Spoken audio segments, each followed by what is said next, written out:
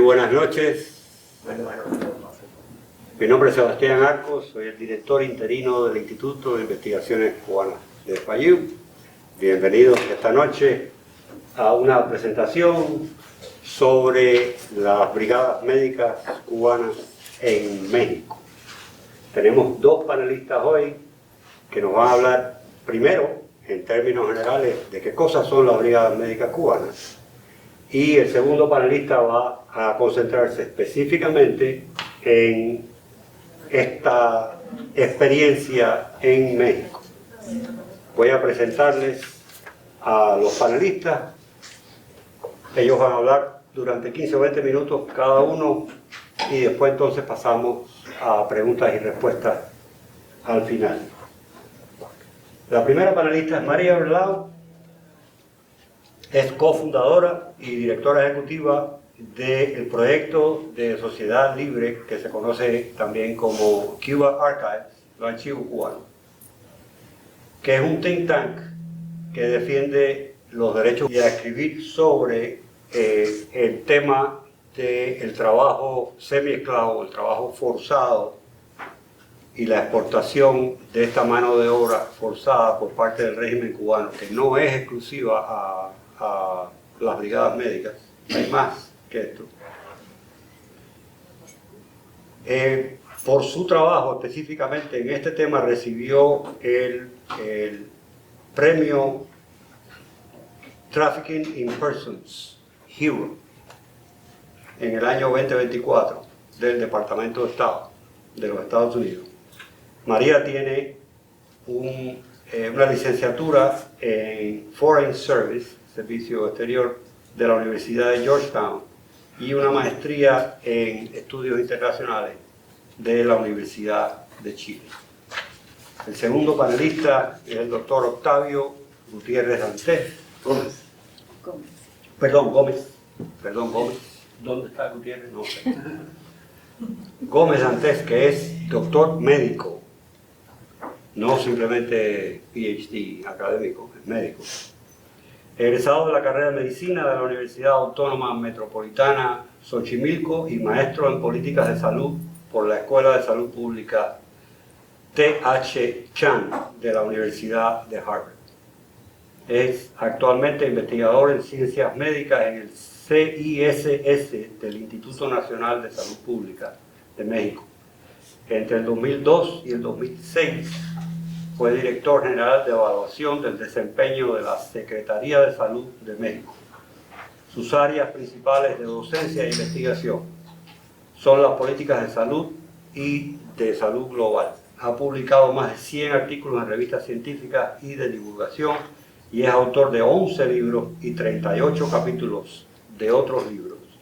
También es miembro del Sistema Nacional de Investigadores de México, nivel 3. Y ahora empiezo yo. Les dejo el terreno. María, empieza tú. Muchas gracias.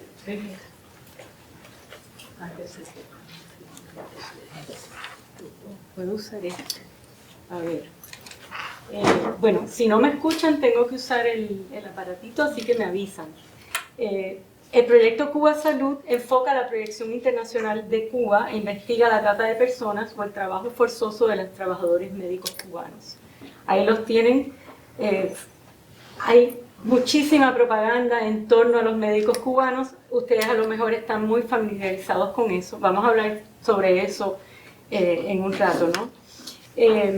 Pero el negocio de las misiones médicas cubanas es más que un negocio con valor económico.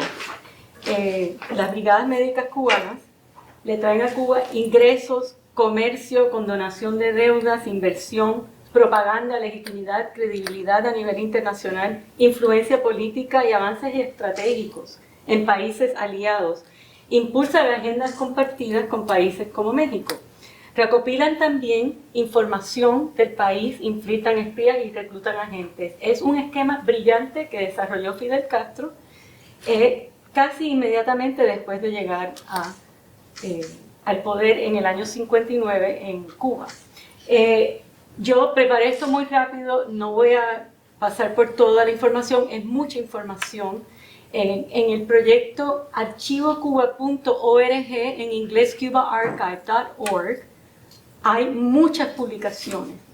Y si van a informes y publicaciones tanto en inglés como español, hay muchísima información muy detallada, y también hay por país, hay informes por país, porque Cuba tiene brigadas médicas y trabajadores de exportación en decenas de países. Vamos a pasar por eso. Entonces yo brevemente solo quiero decirles que esto surge de una idea de Fidel Castro de usar la ayuda humanitaria como propaganda en el año 60 para un terremoto en Chile. Luego, en el año 63, en mayo del 63, ya Cuba había estado con Argelia en la guerra de independencia de Francia, que Argelia gana. Cuba manda una brigada militar, incluye médicos, y eso es lo que oficialmente se considera el comienzo de la colaboración médica cubana. Luego se usan incursiones militares, principalmente en África la expanden, pero en la década de los 80 empieza a expandirse, especialmente en Nicaragua, pero también en los 90 en Haití, Guatemala, Honduras y demás, y esto empieza a crecer. Pero un hito muy importante es que en el 2003, a raíz de los acuerdos de colaboración con Venezuela, comienzan a llegar de un día para otro decenas de miles de colaboradores cubanos, principalmente médicos, pero también en el área deportiva, cultural, educativo. Es muy difícil. Hay un trabajo, mi primer trabajo fue sobre la brigada de Venezuela en el año 2010, que fue cuando me di cuenta al entrevistar muchos de estos médicos que habían estado en distintos lugares, pero especialmente en Venezuela, que era trata de personas, porque yo había estudiado Derecho Internacional. Y me tiré a la piscina con eso, ¿no? Porque en aquel momento no se hablaba de eso. Pero yo busqué los acuerdos y dije, esto es trata, es una forma de esclavitud moderna. Con el tiempo se ha podido comprobar, porque son miles de médicos que han estado trabajando en misiones en distintos continentes por 6 décadas, que tienen las mismas historias, el mismo patrón de explotación, ¿no? El inicio de la brigada en Venezuela fue clave, porque Fidel Castro convence a Hugo Chávez de financiar esto, porque principalmente esto también es un instrumento de subsidio a una economía parásita, improductiva como la cubana, por parte de sus socios que necesitan a Cuba para mover sus agendas políticas y geoestratégicas. Entonces, al principio, los colaboradores cubanos, Venezuela pagaba mucho por colaborador. Se dice en aquel momento 5.000 por cabeza, pero eran decenas de miles. Hay una discrepancia en los números, pero aproximadamente 20.000 era mucho dinero. Hoy día los colaboradores cubanos hay que prácticamente obligarlos. Queda una misión, oficialmente dice Cuba, de 14.000, pero están pagando muy poco por persona. Y a los médicos le pagan $3, una cosa así, es una cosa tremenda. Pero en ese momento se usa mucho el dinero de Chávez, el dinero de Petrocaribe para expandirse especialmente al Caribe inglesa. Y luego viene el COVID, o sea que hay un crecimiento de esta práctica, abarcar más países. Antes Cuba principalmente mandaba brigadas de emergencia, pero comenzó a establecerse, a fincarse, y ya era tanto el dinero que estaba entrando, que fue lo que me llevó a mí a enfocarme en este tema. En el 2005 se convirtió en la primera fuente de ingresos de Cuba, oficial, ¿no? Cuba no reporta las actividades ilegales ni tampoco reporta las remesas, pero oficialmente en las cifras de la Oficina Nacional de Estadísticas de Cuba, ahí es que aparece como primer fuente de ingresos. Hoy día, los ingresos por servicios de exportación médico superan el turismo más de 3 veces. Es parte de un negocio mayor, los trabajadores de la salud. Cuba tuvo en su momento en el internet, ya lo sacaron, pero yo tengo los screenshots de cómo Cuba se promociona. Ahora es más bien en ferias, etcétera, pero Cuba promociona sus servicios de exportación, que son basados en la explotación de los trabajadores, donde Cuba se queda con una parte importante, la mayor, de trabajadores médicos, profesores, deportistas, arquitectos, de todo. Perdonen que aquí veo un typo, pero hice esto muy rápido hoy, traduciéndolo del inglés, así que hay que corregirlo. Entonces pasaron de ser internacionalistas proletarios, como Cuba lo manifestaba entre sus aliados, a colaboradores. Ahora aparece en toda la promoción, porque en el 2010 Cuba reconoce que efectivamente recibía pago por la exportación de servicios de sus trabajadores, cuando eso fue un secreto de Estado hasta entonces, pero ya había crecido tanto que era imposible de ocultar. Por lo general son contratos de 2 a 3 años con gobiernos y empresas. No hay mucho tiempo de entrar en los detalles, pero los datos oficiales que yo estoy citando en esta presentación son los de Cuba. Ahí ustedes van a ver cómo en esta cifra crece con las décadas el número de misiones, ¿no? Hoy día, este es un estimado que se hace un rastreo prácticamente diario, porque Cuba no publica estas estadísticas. Cuba en su momento, cuando eran muchos menos, publicó el número de trabajadores por país, pero eso, la última publicación que yo vi fue hace muchos años. Cuando esto se convierte en un negocio y empieza a hablarse de que es explotación, ellos retiran la información y esta información hay que socavarla de las fuentes de medios de prensa de los países receptores, algunos países que tienen leyes de transparencia y cosas que se han filtrado en la misma prensa cubana. Salen, entonces ahí se hace un recogido de más o menos que se hagan una idea de cuántos trabajadores hay por país y coincide bastante con la última estadística que está dando Cuba de que son hoy día aproximadamente 24.000 trabajadores de la salud cubana en 56 países. El problema es que con las estadísticas de Cuba hay que tener mucho cuidado. Ahí yo tengo páginas de datos cuando la misma entidad y el mismo ministro dice cosas distintas en el mismo mes o en cuestión de 2 semanas. Es muy difícil poder establecer dónde está la realidad con las estadísticas. Si alguno de ustedes ha trabajado en otros campos van a ver que es igual. No se puede, pero es lo único que podemos utilizar. Entonces, en los trabajos que ustedes van a ver online, hay un rastreo por año para que se pueda ver que en realidad no son confiables, que uno se puede hacer ideas más o menos. Yo creo que el número 24.000 es bastante efectivo hoy día, pero lo que no se sabe es cuántos son médicos, porque en muchos países lo que más hay son enfermeros o técnicos. En las Bahamas, por ejemplo, que hay una misión cubana, ahora me acaba de llegar un testimonio de una persona que acaba de estar y que era camillero. Están pagándole a un cubano para hacer un trabajo en las Bahamas. Él aparece como ingeniero biomédico y lo que hacía era mover camas. Entonces le están pagando un platal de dinero y le llaman eso. Entonces es muy difícil establecer dónde está la realidad aquí. Esa es la tabla de cuando la pandemia del COVID, que para Cuba fue una oportunidad tremenda. Yo creo que es el único país, el único gobierno que ganó dinero en el COVID, fue el cubano, que mandaron, oficialmente dicen que fueron 57 brigadas a 40 países. Hay otro ministro que dijo 52 a 58 brigadas a 42 países, una cosa así. Es difícil establecer, pero por ahí van los números, ¿no? Con el COVID llegaron 86. ¿Cuáles son los socios de Cuba? Pues la parte cubana, a partir del año 2011, es la comercializadora de servicios médicos cubanos. Ahí es que vino el destape, cuando ellos reconocieron que reciben dinero, se crea esta entidad afiliada, totalmente de propiedad del Estado cubano, y así aparecen los contratos con los países, ¿no? En el caso de Angola ya había una relación mucho anterior, y es con la Antillana de Exportación, que se llama Antex, que debe ser, digamos, una prebenda de los militares, un especial, no sabemos, porque en Cuba nada de esto es público, todo esto es secreto de Estado.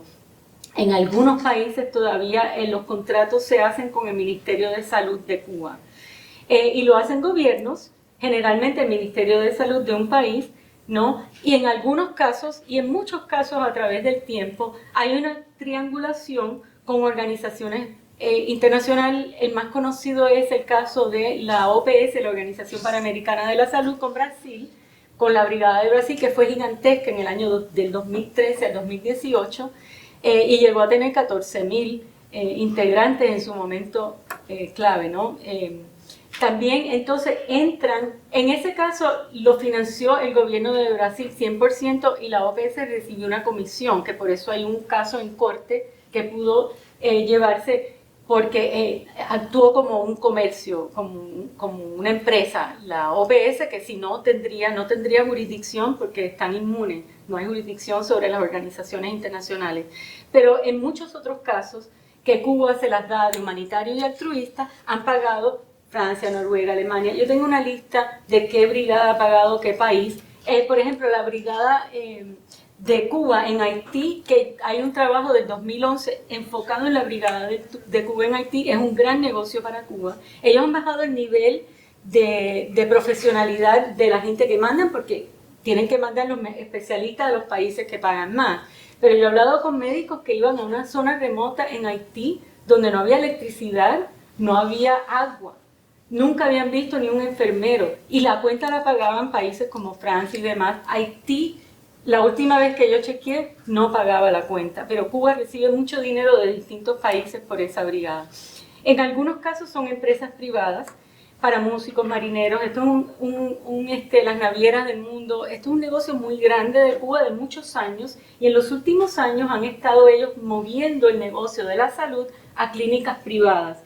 Pero hay muy poca información sobre eso. Yo llevo esta sospecha, y lo he estado publicando por varios años, de que hay clínicas privadas donde están llevando a los trabajadores cubanos, especialmente médicos, a operar bajo el mismo esquema de explotación, pero no en la cuestión tradicional. Cuando es un contrato bilateral gobierno a gobierno, el médico cubano da servicios gratuitos a la población en áreas marginadas, remotas, pobres y demás. Aquí no, aquí es un negocio de frentón. Y las únicas dos que yo tengo comprobación que existen son en Angola y el Congo-Brazzaville, porque he entrevistado gente que ha estado ahí, ¿no? Yo me sospecho que hay en muchos otros países como Serbia, Perú, Colombia, etcétera, pero no hay tiempo para entrar en eso. Quiero que vean esta tabla porque esto es muy importante. En verde, esto es publicado por Cuba. Cuba en el 2018 empezó a publicar las estadísticas. Hasta ese entonces yo tenía que usar una tabla donde la exportación de servicios, no sé si hay algún estudiante de economía aquí. Pero bueno, el turismo es una exportación de servicios. La exportación de servicios es un cálculo estadístico, económico, difícil de hacer. Había que tomar toda la suma de la exportación de servicios y sacarle hasta dónde podía ser las brigadas médicas cubanas. Cuba en el 2018 empezó a publicar el detalle. Y entonces, servicios de salud humana y atención social, ahí es que están las brigadas médicas, que yo supongo que es un muy alto % del total. Pero si ustedes ven ahí, esto está en pesos cubanos, pero es en dólares, equivalente al dólar, porque Cuba cobra esos servicios en moneda dura, ¿no? Y entonces, del 2018 eran casi 6.4 mil millones y ha bajado casi 2.000 millones, según reportan ellos. Eso es notable. Y yo creo que es porque en Venezuela están pagando mucho menos por cabeza, ¿no? Y bajo la brigada de Brasil, llegó a tener, según mis cálculos, a rendirle a Cuba como 400 millones de dólares al año, y México no está llegando ni a eso, ¿no? Que México ha suplido eso.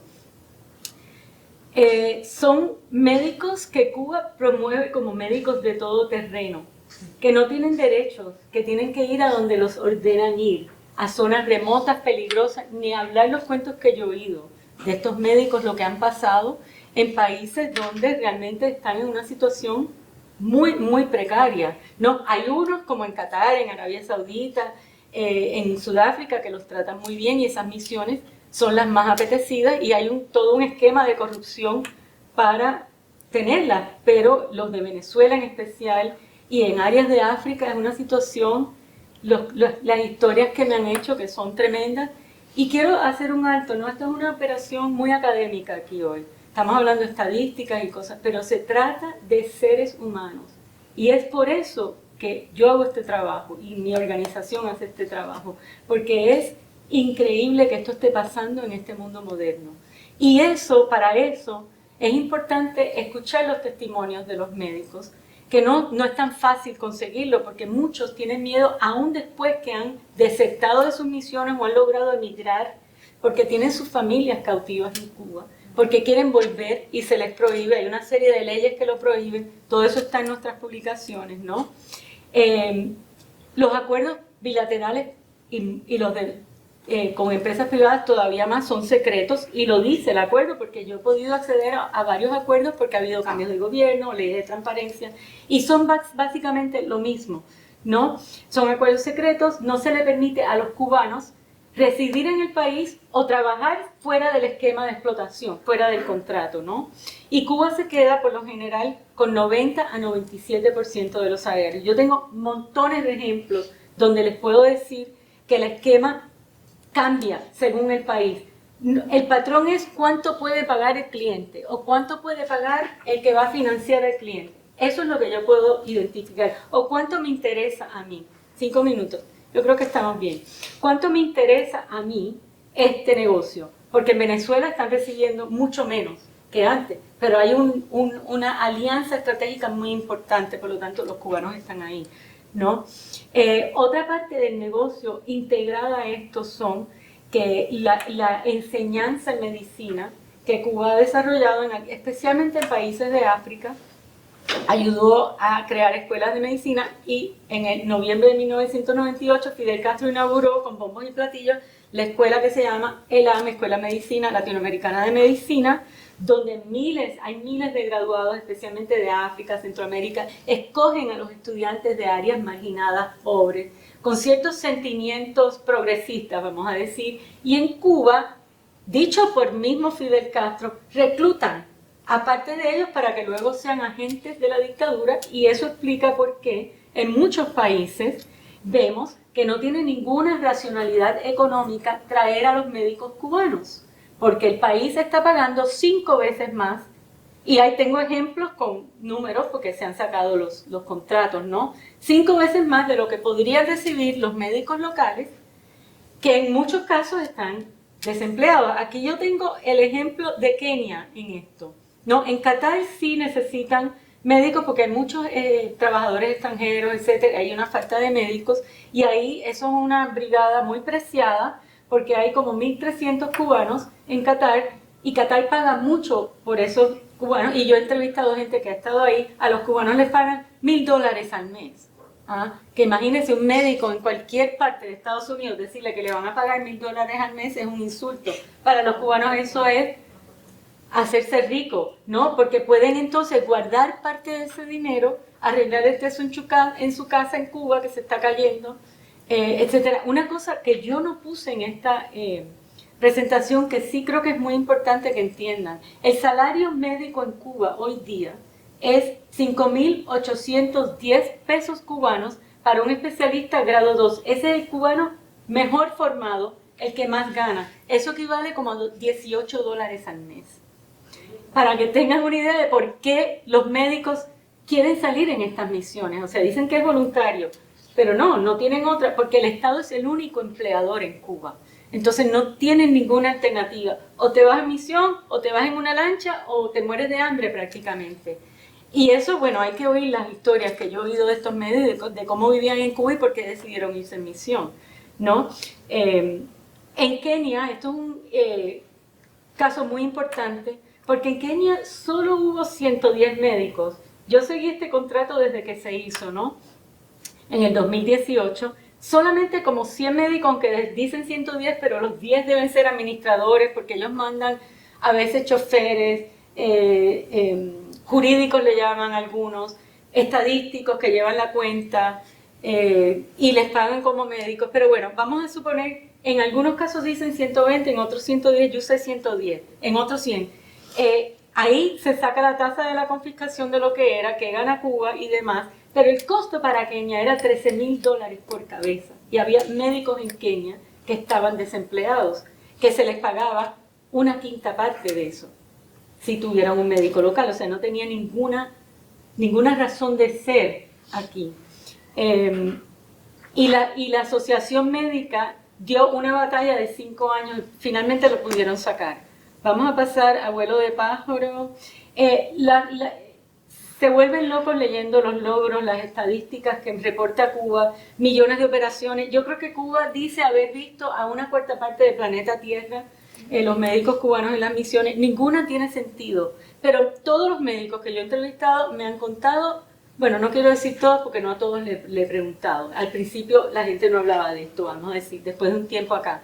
Cómo manipulan las estadísticas para cobrarle más al país, para hacer más propaganda. Ninguna estadística tiene ningún sentido, ¿no? Hay una violación sistemática de los derechos humanos de estos trabajadores. Es una fuerza cautiva, les restringen el movimiento, les retienen los pasaportes, los vigilan.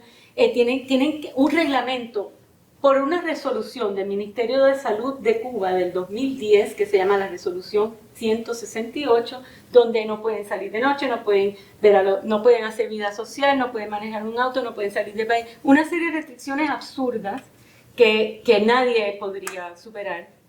Y tienen separación familiar, control, vigilancia y demás. Por eso se han ido miles de médicos. Deja ver cuántos me faltan.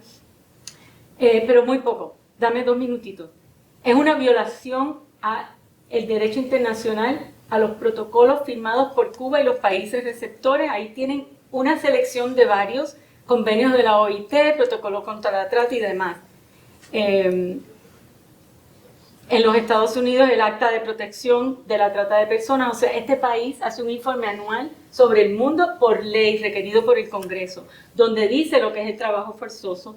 Ahí tiene una serie de problemas para los países receptores que yo creo que Octavio va a tocar en eso. Nos hemos quedado sin tiempo, pero hay muchos médicos que no son ni médicos. Yo sé de un caso de una veterinaria que le dieron un curso de 6 meses y la mandaron a África como doctora, ¿no? Y esto me han hecho muchísimos cuentos de esos. Hay un riesgo muy grande a la seguridad nacional porque hay muchos infiltrados. Hay gente en Bolivia, había una misión casi de 700 y pico y solo 200 y pico eran trabajadores de la salud. Todos los demás estaban rindiendo funciones de inteligencia y políticas. Tiene unos costos tremendos para la sociedad cubana, entre ellos que en Cuba no hay médicos, no hay especialistas y no hay insumos que se mandan en estas misiones. Y para último que debió haber sido el primero, pero esta es la gran mentira que le ha dicho Cuba a su pueblo y a los mismos trabajadores de la salud, de que estas misiones se tienen que mandar para traer dinero para sustentar el sistema de salud pública de Cuba, pero eso es falso por las mismas estadísticas de Cuba. Y ahí ustedes ven lo que Cuba invierte del total, que no llega ni a 1% en algunos años, inversión total del Estado en salud, de lo que son los ingresos que traen estos trabajadores. Y aquí hay una tabla, inversión, déjame ver si la puse aquí. No, pero yo tengo una que compara cuánto invierte Cuba en hoteles y en real estate, y son 40 y 50 veces más. Y esa es mi presentación. Muchas gracias. Después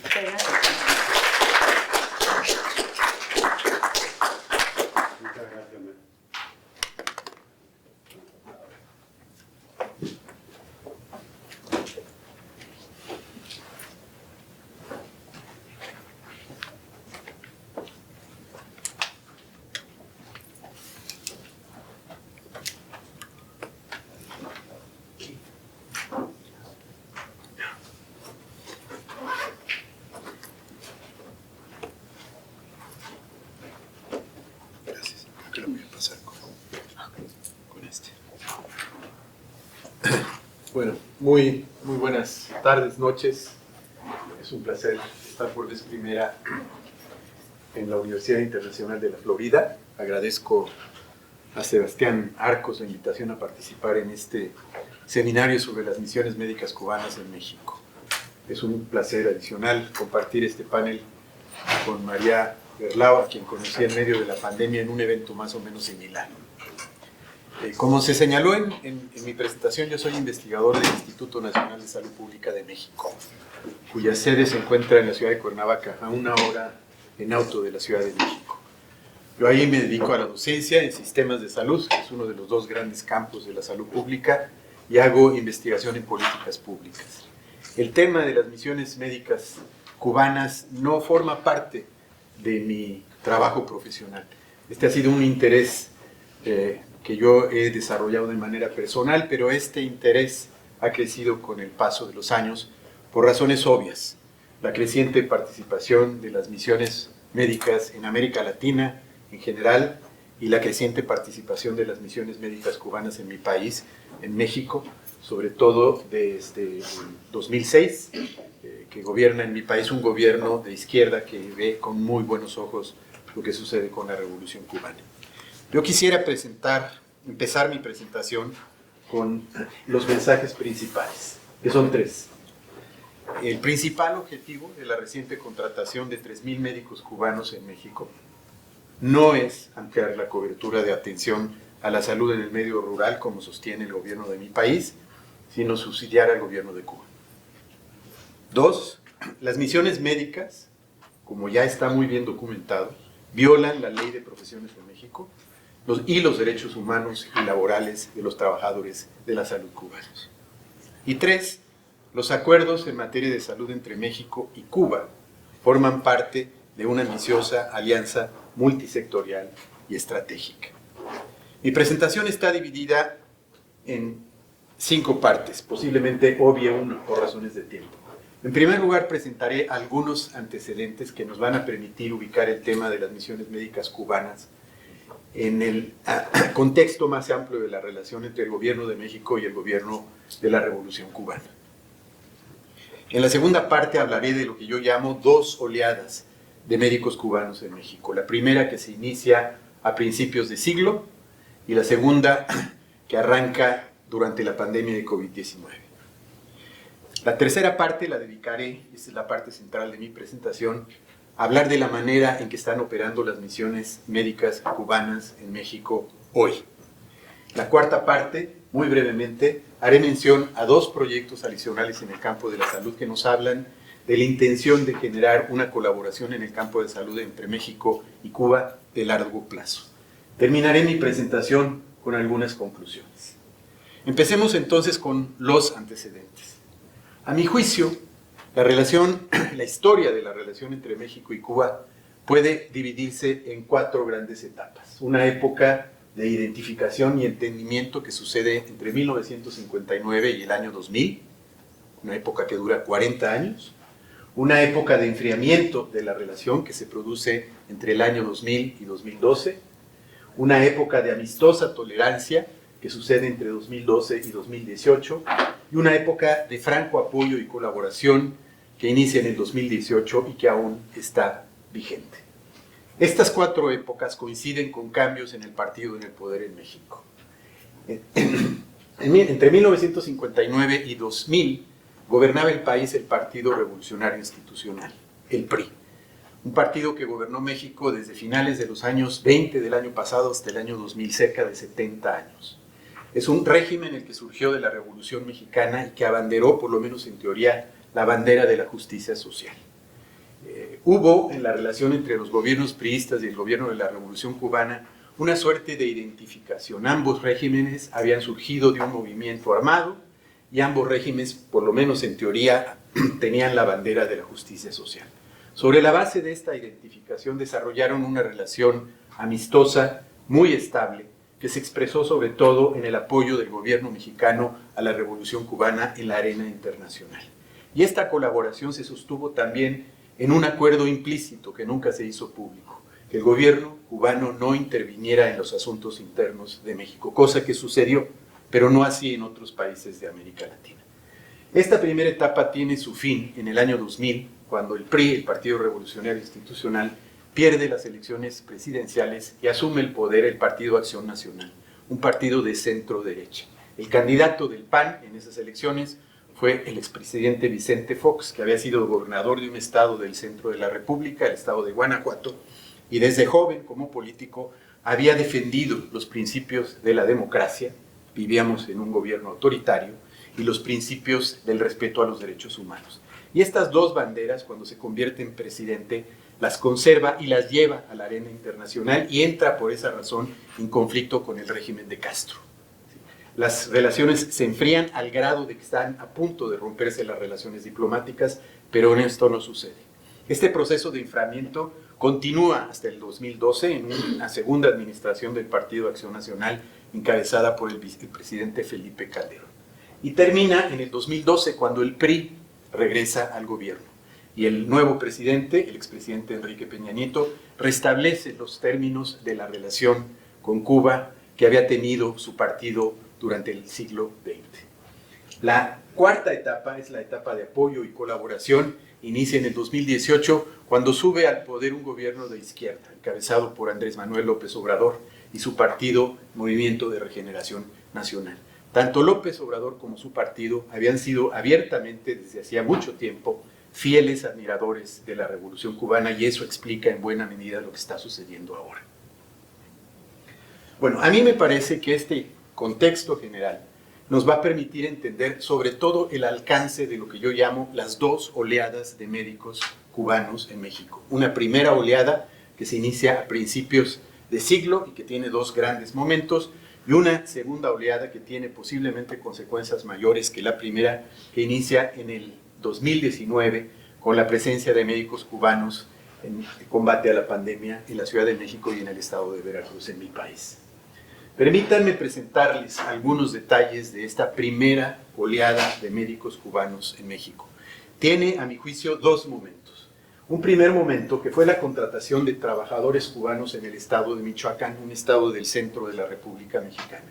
En el 2000, entre el 2000 y el 2006, gobernó este estado Lázaro Cárdenas Batel, el nieto de un expresidente de México y una persona que había estudiado en el Instituto de las Artes de La Habana. Deseoso de colaborar con la Revolución Cubana, contrató a un contingente como de 250 asesores para trabajar en el estado de Michoacán, en el campo de la educación y la salud. Esta experiencia no tuvo mayores consecuencias. Terminó la administración de Cárdenas Batel en Michoacán y este contingente regresó a Cuba sin pena ni gloria. Pero este es, digamos, el primer momento de la primera oleada de médicos cubanos en México.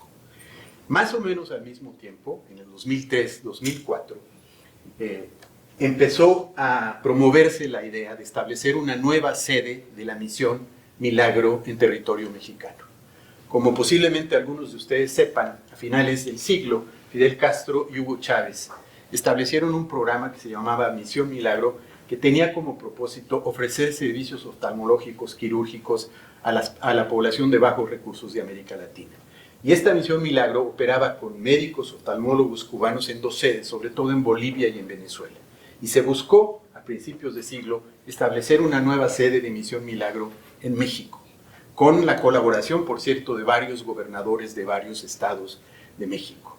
Cuando llegó a oídos del ministro de Salud esta idea, el ministro de Salud en ese entonces, por cierto, era Julio Frenk, expresidente de la Universidad de Miami, el ministro Frenk decidió imponerles una condición que es una condición que se le impone a cualquier médico extranjero que quiere practicar la medicina en el país. Se les pidió que revalidaran sus estudios de medicina y sus estudios de oftalmología. Frente a esta condición, los responsables de Misión Milagro abandonaron la idea de establecer una nueva sede, la tercera sede en territorio mexicano. Este es el segundo momento de esta primera ola de médicos cubanos en México. La segunda tiene tres momentos. La contratación de 500 médicos cubanos para apoyar al gobierno de la Ciudad de México y al gobierno del estado de Veracruz en la lucha contra la pandemia.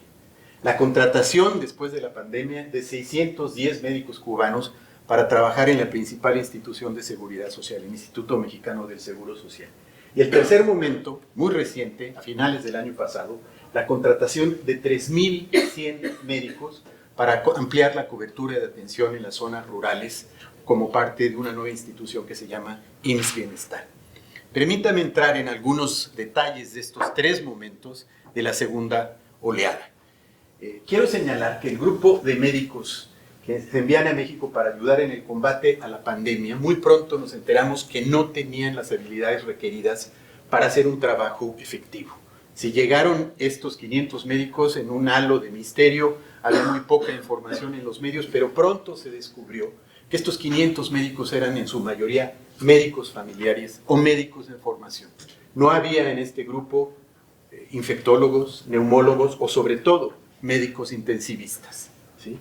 Y muy pronto se supo que la fortuna que se le estaban pagando a las misiones médicas cubanas realmente era un subsidio a la dictadura cubana.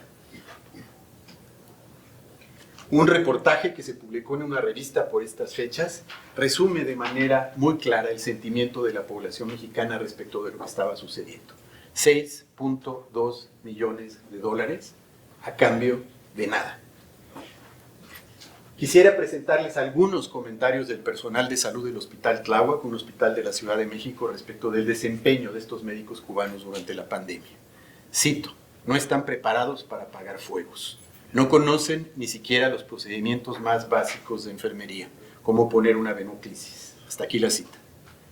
Cito: los médicos y enfermeras cubanos llegan a las 7 a.m., pero se quedan en el estacionamiento del hospital hasta 2 horas o descansando en las carpas porque no tienen asignada ninguna tarea. Fin de la cita. Cito: nos vendieron una idea falsa. Nos vendieron la idea de que venían a atender la emergencia, asesorar y casi enseñarnos, pero es personal que desconoce la atención médica.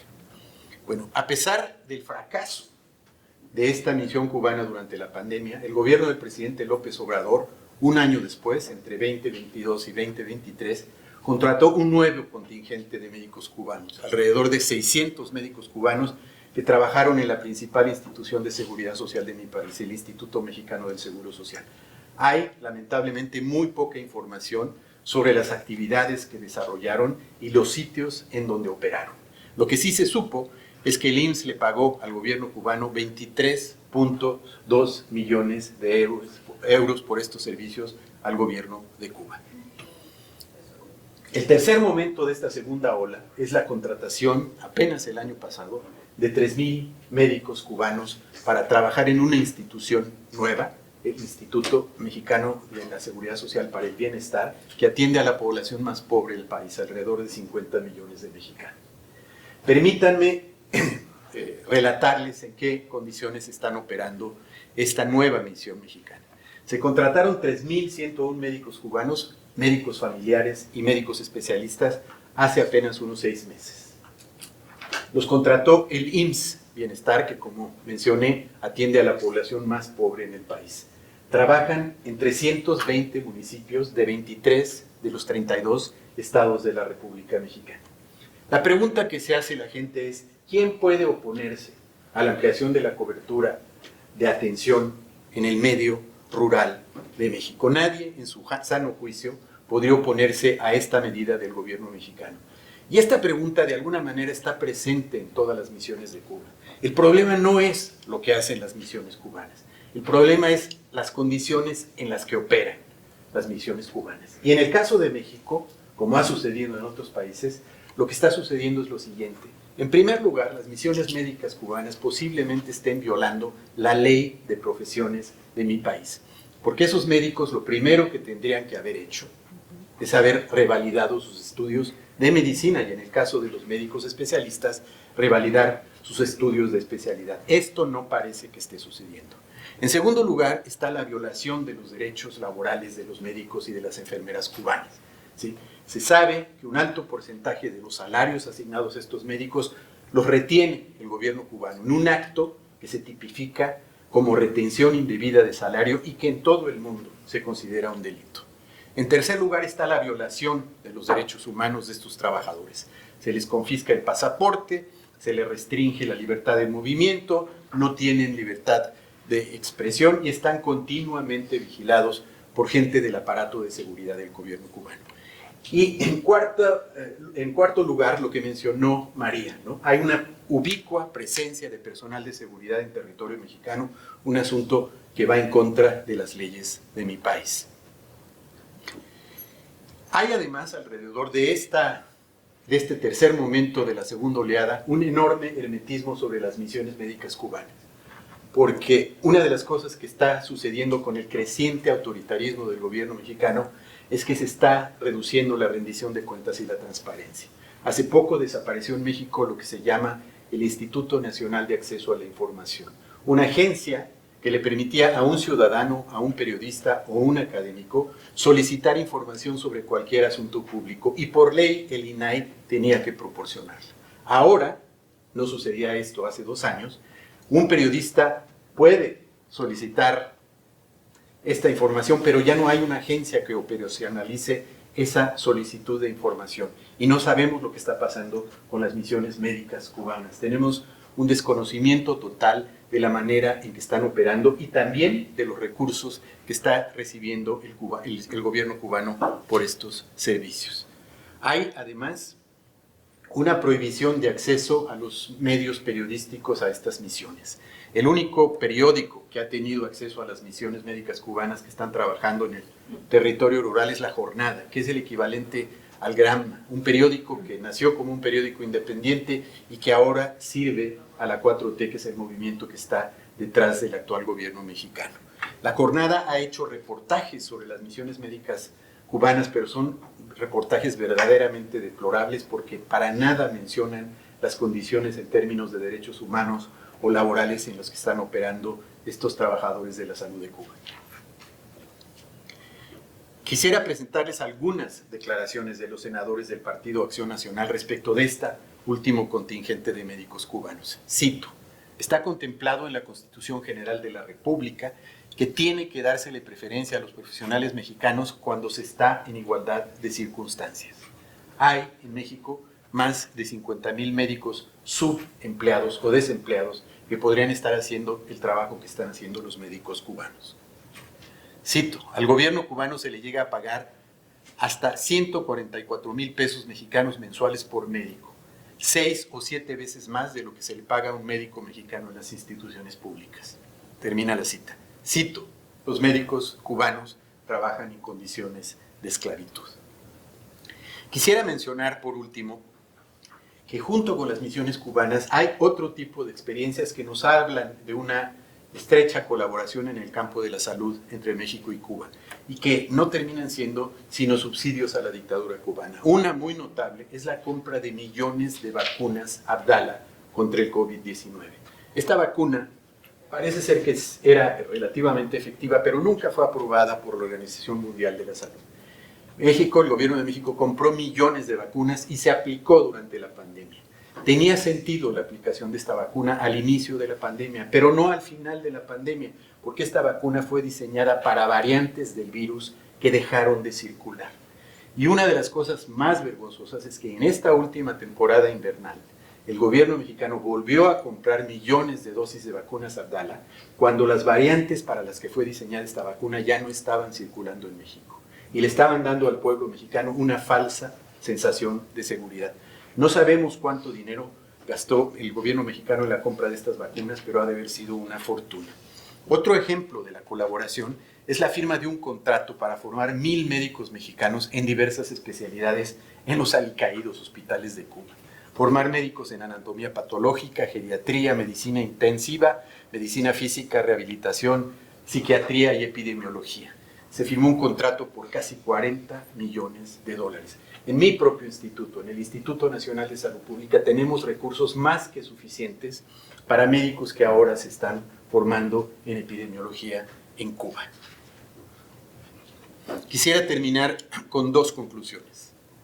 1. El siguiente gran capítulo de la saga de las misiones médicas cubanas, no hay ninguna duda, se está montando en tierras mexicanas.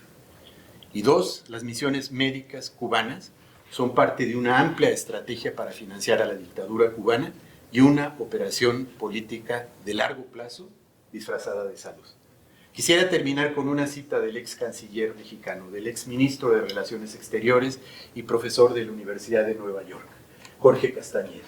Habiendo seguido, estudiado y vivido la experiencia cubana desde principios de los años 70 y conociendo la enorme simpatía de López Obrador y sus colaboradores por Fidel Castro y su legado, me temo que nos hallamos ante un asunto que es todo menos efímero. Van en serio. Muchas gracias.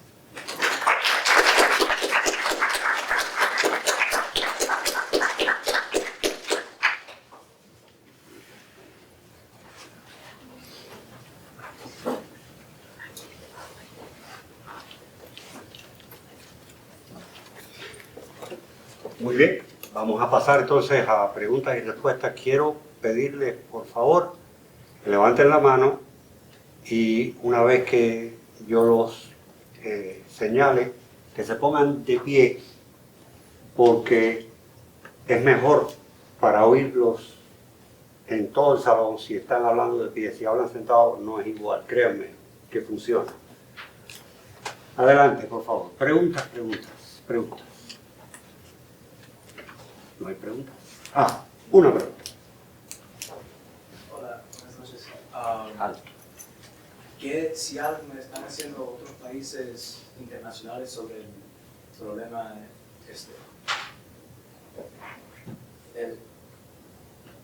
suena bien buena pregunta, no sé si lo tengo que correctamente. Si otros países entienden lo que está pasando y si están haciendo algo. ¿Tú quieres decir haciendo algo para combatir la trata de personas? Sí,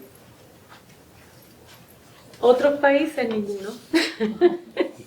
Y aquí en Estados Unidos se ha logrado con un gran esfuerzo que el Departamento de Estado, después de años de someter informes, de reuniones, de convencerlos que esto no es un programa voluntario, porque esto también responde a intereses políticos, los profesionales que trabajan en la Oficina de Trata de Personas, que es muy grande en el Departamento de Estado, empezaron a clasificar a Cuba con un estado que se llama Tier 3, clasificación 3, que son los estados que no colaboran con combatir la trata de personas en su territorio, que no están haciendo nada. Y entonces, ahora la batalla es que los socios de Cuba también reciban una clasificación 3, ¿no? Pero lograr eso costó años, y de señalar a Cuba, señalar especialmente el que era trata de personas en las brigadas médicas. Y, a ver, la Unión Europea acaba de pasar una resolución que también fue un esfuerzo de años condenando a las brigadas médicas de Cuba, cosa que no significa nada. Es mejor que nada, ¿no? Pero la narrativa sobre esto, Cuba la maneja brillantemente desde los años 60, de los 70, etc. Todavía hoy día en Cuba, que los hospitales se están cayendo a pedazos, yo recibo los partes de los académicos, amigos de Cuba, de gobiernos que ensalzan a Cuba como potencia médica. A la OPS, la OMS, vende a Cuba como un ejemplo de la región. O sea, han volcado el aparato diplomático de influencia y propaganda de Cuba, que es gigante, a esto especialmente porque es la principal fuente. Entonces, a contestar tu pregunta, no me viene a la mente ningún gobierno, ningún país del mundo que ha firmado estos tratados contra la trata de personas, contra la confiscación de salarios, que haya hecho nada. Jaime. Siguiendo la pregunta de la población de esos países, la prensa de esos países, México, hablan, escriben, dicen. Bueno, yo creo que hay dos posibles respuestas a esta pregunta. Creo que una de las razones por las cuales se tiene esta imagen positiva de las misiones médicas cubanas es porque durante mucho tiempo el sistema de salud cubano, al principio de la revolución, fue un sistema de salud ejemplar. Pero era en un momento en que las condiciones de salud estaban dominadas por las infecciones comunes y era relativamente sencillo resolver los principales problemas de salud de los países pobres. Pero esto dejó de ser cierto hace más de 30 años. Cuba, como el resto de los países de ingresos medios, empezó a pasar por una transición epidemiológica y empezaron a ser más frecuentes las enfermedades costosas, el cáncer, las enfermedades cardiovasculares, la diabetes. Y simple y sencillamente la economía cubana no tiene los recursos para atender las nuevas patologías. Entonces Cuba desde hace 25 o 30 años dejó de ser un ejemplo para la salud, pero sigue habiendo en el imaginario popular la idea de que los médicos cubanos son médicos extraordinarios. Los indicadores de Cuba ya no son buenos indicadores. La salud en Cuba no es la mejor salud de América Latina. Tiene las peores estadísticas, por ejemplo, de cáncer, no se diga, en salud mental, problemas cardiovasculares, la prevalencia de tabaquismo en adultos es altísima, etc.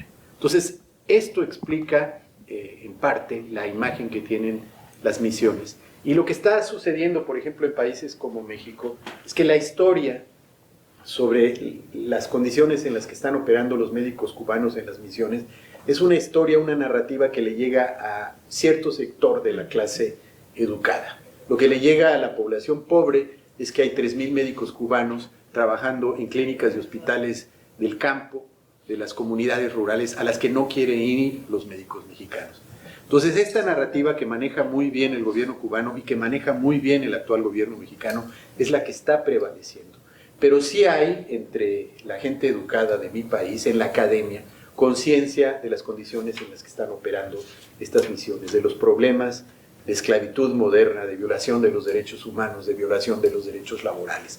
Sí hay conciencia y hay artículos en la prensa que le hacen ver a la gente esto, pero son artículos que de pronto hacen ruido 1 o 2 o 3 días y después, en el caso mexicano, las noticias la toman de nueva cuenta los problemas de seguridad de mi país. Créame que yo soy de Venezuela, entonces usted me ha pintado un escenario que yo viví personalmente y que conozco de manera directa, porque de paso conocí médicos de las brigadas que estaban en Venezuela, conocí la misión Milagro, la misión Barrio Adentro, y para mí es tan triste, doloroso y frustrante. Me encantó la exposición, las dos presentaciones, de verdad que los admiro y se los agradezco, pero yo me siento muy frustrada porque estoy viendo que está pasando en su país lo que pasó en el mío, y nunca se pudo hacer nada, ni se ha podido hacer nada. El lenguaje del gobierno de Chávez era ese, que los médicos venezolanos no quieren ir a donde nosotros mandamos a estos, que sí van y son muy buenos. Y era mentira, o sea, había médicos del Seguro Social que estaban sin trabajo, se les pagaba más a los médicos cubanos. Desconozco en los últimos años cómo son los números y las cifras, pero esa era la realidad. Entonces me llena de frustración pensar que esto sigue ocurriendo, que siguen avanzando, que son proyectos tan beneficiosos, unos subsidios tan fáciles para el gobierno cubano, y que no se puede hacer nada. Es decir, ¿dónde está la Organización Internacional del Trabajo? ¿Dónde están todos estos convenios internacionales contra la trata de personas? Yo conocí una señora que era médico, bueno, decía ella que era médico, que por primera vez después de 14 años, cuando llegó a Venezuela, pudo hablar con su hija que se había ido a España, que no se lo permitían, que de paso estos médicos están vigilados, es decir, entre ellos mismos se cuidan, y de ese grupito que mandan hay como unos que los cuidan. Varias veces la invité a tomar café para conversar de estas cosas y me decía que ella no la dejaban, no podía, la estaban chequeando. O sea, es una situación terrible y no entiendo por qué no se hacen o no se han encontrado medidas más efectivas, condenas más claras, fuertes, a nivel internacional. O sea, de verdad que me duele muchísimo que esto esté pasando en México, y si el lenguaje y el gobierno no cambia, yo creo que no hay nada que hacer, por lo menos esa es mi experiencia. Había una pregunta por acá. Antes de esa pregunta quería hacerte un comentario, si me lo permite. Y ante todo quiero darle las gracias a Sebastián, a Cuban Research Institute, de ustedes, y especialmente es honrada de estar con Octavio en este panel. No lo dije al principio para no robar tiempo de la presentación, pero quería comentarte algo, porque eso es muy válido, y a pesar de las denuncias que se han hecho, especialmente en los últimos años, ha seguido esto, y Cuba es inmune a la crítica. O sea, yo llegué a la conclusión, después de tantos años de trabajar esto, que aquí lo único que va a funcionar son las consecuencias, no cambios de gobierno, porque las brigadas que se han retirado de Bolivia con un cambio de gobierno, de Brasil cuando venía Bolsonaro, de Ecuador, etc. Pero ¿qué es lo que pasa? Estamos ante un monstruo que es un gobierno cubano que tiene más embajadas en el mundo que cualquier país de América Latina, más embajadas en el mundo que Canadá, que España. O sea, es increíble que esta islita se ha podido comer a Venezuela, expandir su modelo, siendo un parásito económico, porque tienen un sistema los servicios de inteligencia cubanos están entre los mejores del mundo. Tienen, y esto estoy usando cifras de ellos, más de 1.700 grupos de amistad en el mundo que hacen el trabajo de propaganda. Han colado agentes en la prensa, el gobierno, la academia, del mundo entero. Eso es así, eso es todo, eso merece otro panel, ¿no? Y tienen un aparato de propaganda que todavía funciona. Me decía el profesor de la Fuente que no, que el aparato de propaganda se está yendo gente. Sí, pero ellos siguen. Yo sigo este tema todos los días y todavía yo recibo partes del mundo entero de que Cuba es una potencia médica, que tiene que darnos... entonces, eso está perdido, no hay recursos para eso, para contrastar eso. Lo que sirven son las consecuencias. Y hace unas pocas semanas, como 2 semanas, el secretario de Estado, Marco Rubio, anunció que por primera vez se van a poner sanciones que pide la ley, o sea que no es una ley por Cuba, de Trafficking in Persons Victim Act desde el año 2000, y el Congreso lo ha ido afianzando cada vez más, y no han anunciado todavía contra quiénes. Sanciones contra funcionarios cubanos y de otros gobiernos que estén participando en la trata, van a restringir las visas de entrada a Estados Unidos. O sea, el ministro de Salud de Barbados o de Jamaica no va a poder traer a su familia a Disney World o a Nueva York o a Miami. Y eso va a tener posiblemente cierto efecto. Se formó tremendo el lío en CARICOM, ¿no? Están hablando, no estamos explotando. Eso es toda otra historia, ¿no? Pero eso no, lo que puede provocar eso es que las brigadas en Trinidad y Tobago, en Santa Lucía, ahora van a ir a México. O sea, Cuba va a seguir recibiendo el subsidio por esto. Pero sí les va cerrando el cerco y a lo mejor eso da lugar a las sanciones que sí pueden contar, que son las ayudas que da Estados Unidos a países que reciben las brigadas médicas cubanas. En nuestro último informe que está el Departamento de Estado, hacemos un informe anual, yo por primera vez saqué este país, Timor-Leste, por ejemplo, que tiene una brigada, recibe de Estados Unidos tantos millones. O sea, Estados Unidos está subsidiando el subsidio que da. Directamente. Exacto. Bahamas, por ejemplo, otros países, si eso se hace ese cálculo, en el caso de México no creo que va a hacer una diferencia, ¿no? Porque ya hay una alianza política y estratégica que puede superar eso. Yo creo que en el caso de México lo único que surtiría efecto, que le comentaba Octavio, es que Estados Unidos anuncie que los médicos que están siendo explotados en México, que es un país limítrofe, o sea que está sujeto al derecho internacional, la ley de non-refoulement, que tú no puedes devolver a un país donde está siendo explotado, van a ser recibidos con un parol especial. Pero me parece que el ambiente en este país no es de recibir inmigrantes. O sea que eso yo creo que es lo único que puede desarticular, porque en Brasil las asociaciones médicas se fajaron y solo vino un cambio cuando venía un cambio de gobierno. Eso es lo que quería comentar, ¿no? Porque estamos ante una situación muy complicada. Buenas noches, gracias Sebastián por traer esto a nuestra universidad, siempre es bueno.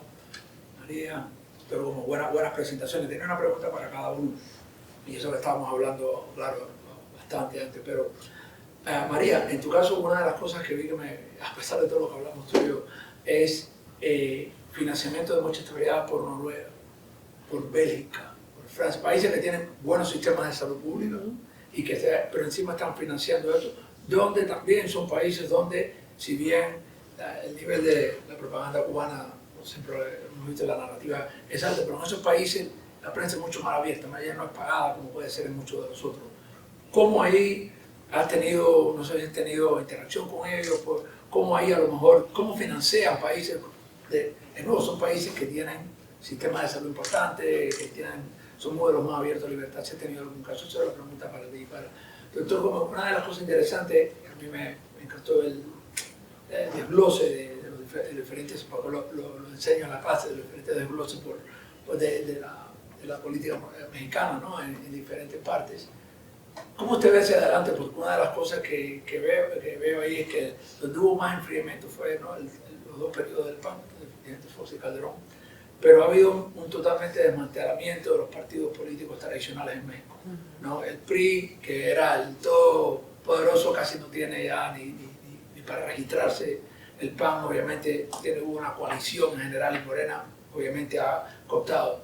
Si nos basamos de que el cambio a esto está basado en cambio político, ¿no? De que hay un cambio de régimen como se vería en otras partes, o pasó en Brasil o en otras partes, ¿cómo usted lo ve hacia adelante? No ahora que Morena sigue en pie, porque no creo que la administración de Sheinbaum sea muy diferente en esto a el otro gobernador por otras cosas, pero hacia adelante, ¿no? Especialmente donde no hay una oposición organizada o donde no hay claramente decir, bueno, si hay un cambio a tal movimiento político, porque no creo que hoy en día está tan organizada. Así que a lo mejor para cada uno, si tienen un poquito de luz sobre estos temas, sería bueno. María. No, que empiece él, por favor, que yo hable mucho. Bueno, a mí me llama mucho la atención las similitudes que encontró entre México y Venezuela en relación con las misiones médicas. Ahora yo le regreso mi impresión en relación con la pregunta que hace el maestro de la Fuente. Yo no soy optimista respecto de lo que pueda pasar en el futuro de mi país. Tenemos una presidenta que tiene una imagen mucho mejor que la del presidente previo. Es una mujer inteligente, bien preparada, no tiene una actitud confrontacional, no era como el presidente López Obrador que salía todas las mañanas a dividir a los mexicanos. Es una mujer muchísimo más mesurada, pero está siguiendo exactamente el mismo guión que le dejó el presidente López Obrador, y hay mucha gente que piensa que quien sigue mandando en el país es este político tabasqueño que llevó a mi país al desastre. Y lo que mucha gente sostiene, regresando a la impresión de lo que está sucediendo en mi país, es que, y esto puede explicar lo que llegará a suceder en el futuro de México, es que México, Morena, está siguiendo el guión que se estableció en Venezuela. Primero una alianza con los militares y con los delincuentes.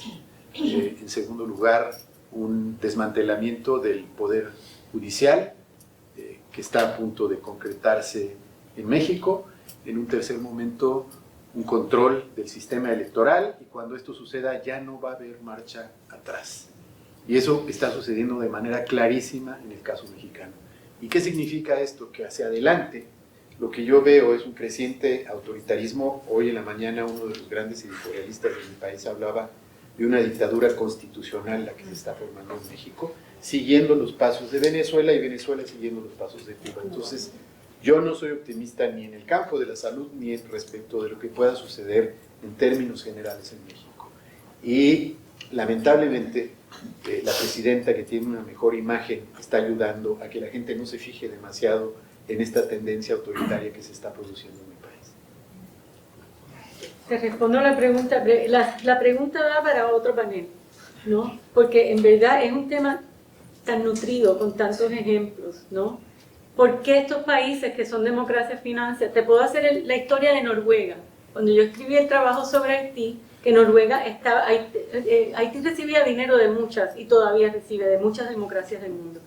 Yo hice todo un esfuerzo con Noruega que contestó perfectamente, todo diplomáticamente, hasta que les pregunté, bueno, ustedes saben que esto es una esclavitud moderna, silencio absoluto.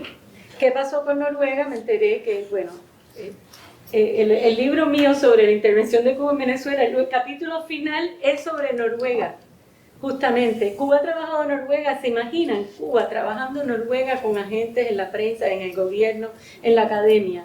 Entonces, ¿cómo uno va a combatir eso? Eso es una cuestión política. Latinoamérica es de la izquierda, la OTAN es de la derecha, la OTAN, Estados Unidos.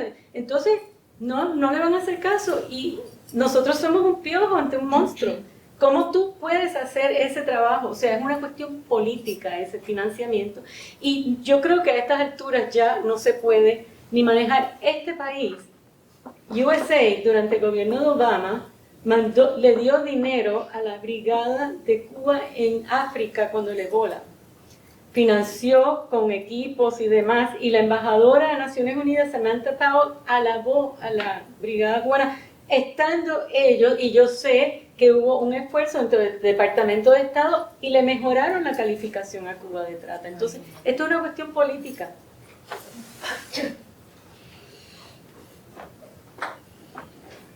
Sí.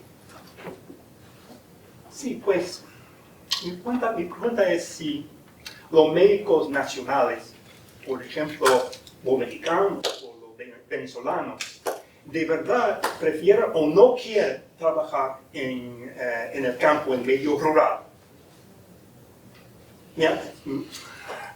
Bueno, este es un tema que se ha debatido muchísimo en el campo de la salud global. Este es un problema que enfrentan prácticamente todos los países. Los médicos no quieren ir a trabajar a las zonas rurales dispersas porque las condiciones de vida, los incentivos laborales son muy pobres. Yo, experto en recursos humanos, le preguntaba si había países que hubiesen podido resolver este problema, y me mencionaba dos. Uno era Chile, que vinculan la capacitación incluso de sus médicos especialistas, condicionan la capacitación de sus médicos especialistas a pasar un buen número de años en comunidades rurales dispersas, y lo han resuelto relativamente bien. El otro país es Tailandia, que han utilizado a los monjes, que tienen una vocación de servicio para llevar servicios médicos a las poblaciones rurales. Es un hecho que en Brasil y en México los médicos no quieren ir a trabajar, y entonces es una buena excusa para contratar a los médicos cubanos que reciben una cantidad de dinero que no recibirían en Cuba, resuelven muchos de sus problemas y en algunos casos están forzados a atender las órdenes de su gobierno. No, están forzados. Quiero que ese es un tema muy importante, porque es cierto, ¿no? Pero los seres humanos son libres de tomar esa decisión. ¿Qué pasa en muchos de estos países que yo he analizado, ¿no? Donde están los cubanos en zonas remotas, en África, en Centroamérica y demás, si se pagara, y no se ha hecho hasta donde yo sé, lo que se está pagando por el médico cubano, si se ofrece al médico local, eso sería un buen experimento, atraería a los locales. Solo usar esa fórmula. Pero entonces la pregunta que yo hago a las personas que dicen, pero los médicos cubanos todoterreno, que tienen que ir porque los ordenan, ¿no? Y a veces, como me contaban unos que estuvieron concentrados como colegiales, esperando que le asignaran una brigada de COVID, a ver dónde tú vas a conseguir un contrato, ¿no? ¿Cómo esta gente no les dan una opción? Entonces, ¿por qué es que solo van los médicos cubanos? Se preguntan, ¿son los únicos médicos del mundo que tienen corazón para ir a tratar a los pobres? Yo me pregunto qué han comido los cubanos que son distintos, ¿no? Por supuesto, ese no se daría si los cubanos no están obligados por un sistema totalitario que se traduce y que se traslada al lugar a donde llegan, porque tienen que seguir un reglamento que les viola los derechos humanos en territorio extranjero como si estuvieran en Cuba. Amén. Antes que nada, gracias. Muy buena presentación. Sí. Pregunta que va con el tema, pero quizá no. De estos médicos que son enviados a estos países, hay muchos que van con la intención de irse. ¿Hay alguna cifra que diga la cantidad que se han ido bien para los Estados Unidos o para otros países? Algunos van para Chile, otros van para otros países democráticos, ¿no? ¿Ustedes saben de alguna cifra que existe? Las cifras que yo tengo, le iba a buscar, pero bueno, me sé algunos datos, ¿no? Que me la dio el Departamento de Estado hace unos años. Estados Unidos tuvo el Cuban Medical Parole Program, que le daba un visado especial a médicos que estaban en misiones en extranjero, que podían llegar a la embajada de Estados Unidos y pedir y por ese programa entraron casi 7,000 personas como en 5 o 6 años, ¿no? Ese programa el presidente Obama lo terminó 10 días antes de dejar la presidencia y no se volvió a poner, ¿no? Pero entraron casi 7,000, pero venían algunos con su familia, entonces no hay un número exacto en ese tiempo.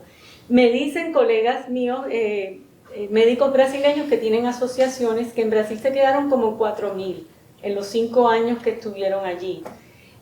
Yo conozco muchísimos que están en Estados Unidos que no entraron con el Cuban Medical Parole Program, entraron por la frontera. Entonces es imposible decir cuántos han entrado. No sé, miles. Bueno, esta cifra de Brasil es dramática, porque llegaron a haber en más médicos, cuando mucho 15,000 médicos. Y si 4,000 aceptaron el asilo que les ofreció el presidente Bolsonaro, es casi la mitad. Cuando la misión termina, yo esa estadística la sacó la prensa brasileña, se quedaron como 1,000 en ese momento, porque Cuba les dio unos días para irse. La misión de Brasil, Cuba la retiró repentinamente unos meses antes ya había ganado Bolsonaro la elección. Bolsonaro había dicho que al entrar a la presidencia iban a cambiar los términos y los médicos tendrían que revalidar y poder traer a sus familiares y ser contratados directos. Entonces Cuba retiró la misión, que había en ese momento, eran bastante menos que 14.000, ahora no me acuerdo el número exacto, 8.000 y pico. Me parece que se quedaron en ese momento, los obligaban, o sea, tuvieron que dejar las cosas, se tuvieron que ir muy rápido, me han hecho la historia algunos de ellos, casi 1.000 se quedaron en ese momento, un buen por ciento de los que estaban. Entonces, en los 5 años se fueron quedando más. No sé si hay esa es una estadística oficial de 4.000. Le pregunté justamente hoy día a una médica que no sé si me ha contestado, porque estaba terminando un trabajo y quería citarla. No lo sé. En México se han quedado, yo sé de algunas decenas, pero no hay una estadística, ¿no? No. Tienen miedo porque en México, ¿qué pasa? En países como en Venezuela, las autoridades de inmigración están trabajando junto con la inteligencia cubana. Entonces, si los identifican, los deportan para Cuba, castigados. Pierden los ahorros que hicieron en Cuba, etc. Hay un castigo que pueden coger hasta cárcel. Hasta ahora yo no sé de ninguno que ha ido preso, pero está en la ley que los pueden meter presos por desertar una misión. Entonces, en México es más complicado, que como era en Venezuela, que yo vi tremendas historias de los médicos escapando por la frontera a Colombia y demás. Pregunta. No hay más. Si no hay preguntas, yo quería hacer... Yo tengo una. Cuando Chávez llega al poder en Venezuela, Venezuela se convierte en el sostén económico del régimen cubano, que había estado sin sostén desde el colapso de la Unión Soviética en el 91. El parásito ha desangrado la economía venezolana. Venezuela hoy está en una situación económica bastante difícil y vemos a México incrementando su contribución petrolera a Cuba y ahora su contribución directa en términos de salarios de médicos a Cuba.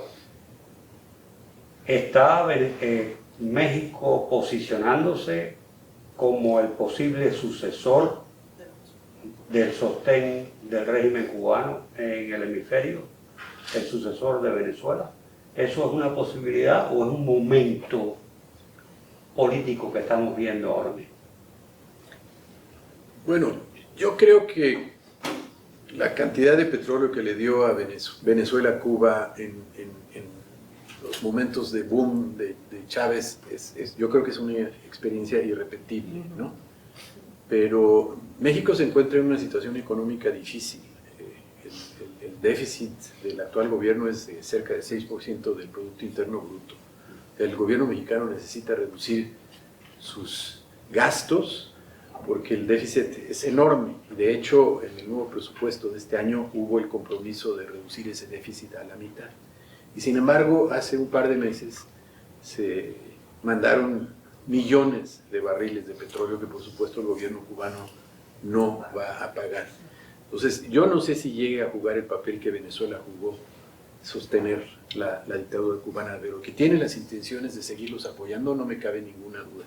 El nivel de coincidencias que existe entre el actual gobierno de México y el gobierno cubano es enorme. El presidente de Cuba asiste regularmente a las ceremonias más importantes del gobierno mexicano. Silvio Rodríguez visitaba constantemente la casa del expresidente Andrés Manuel López Obrador. El hijo de López Obrador se llama Jesús Ernesto en honor al Che Guevara. Entonces las coincidencias son enormes, crecieron en esa tradición, la actual presidenta de México creció en esa tradición y no se han deslindado para nada de los abusos del gobierno de Cuba.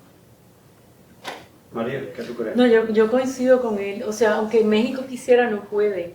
Cuba es un paciente terminal, la economía está cada vez peor, o sea, el subsidio tendría que ser mayor y México no puede. Y la situación que se dio con Chávez y el boom petrolero antes del desastre de la economía, eso es irrepetible, ¿no? Aunque quisieran, no pueden. Y probablemente quieren, ¿no? Porque lo estamos viendo. Pero las brigadas médicas, las que yo he examinado, la mayoría son un subsidio a Cuba por razones políticas. ¿no? Pero, ¿Qué era lo que tú querías añadir cuando te interrumpí? No, yo solo quería añadir una nota que tomé de la presentación de Octavio, ¿no? Cosas que él señala de la Brigada México, que yo supe cuando el COVID, porque tenía una amiga doctora, una colega que estaba en un hospital donde estaban los médicos cubanos. Esto se dio en Italia con el COVID, se dio en otros países, se reportó, pero por supuesto no hay un aparato de propaganda que disemine esa información, ¿no? Los médicos cubanos no tienen la preparación, los intensivistas cubanos lo que tienen es un curso de 6 meses. O sea, no tienen la especialidad, ni los especialistas, los médicos en general. Yo estoy hablando de generalidades, puede haber algunos muy bien formados y muy bien preparados, no tengo duda. En general, lo que Cuba ha hecho es fabricar médicos para poder exportarlos, porque es por mercantilismo, no demás, pero incluso los médicos que están especializados, por ejemplo, en Operación Milagro, yo he hablado con cirujanos oculistas y otros médicos que me han contado, o sea, hacen esas operaciones para ganar dinero, diagnostican pacientes que no necesitan la cirugía. A ese nivel llega Cuba, ¿no? Por el negocio. Entonces no tienen la cantidad de especialistas que necesitarían. Esto es un negocio que tiene su tope, ¿no? Está llegando al tope. Y bueno, ¿y cuántos países van a mantener una brigada ahí? Que hay informes de mala praxis, una serie de cosas que no es tan fácil de tapar cuando crece esta cuestión. Tiene que ser un aliado muy fuerte como México, en un país muy grande, para que eso se diluya. Pero bueno, eso yo quería comentar, porque esto de las reválidas, los graduados de la ELAM, por lo general, y esto lo han publicado varias asociaciones médicas, la de Uruguay, la de Costa Rica, la de Kenia, la de Sudáfrica. Estos médicos, cuando se gradúan de médicos en Cuba, necesitan por lo menos 2 años de formación adicional en sus países. Entonces, esto es un patrón, ¿no? Pero cuando hay un interés político, se logran muchas cosas. Si no tenemos ninguna otra pregunta, entonces les pido que le demos un abrazo.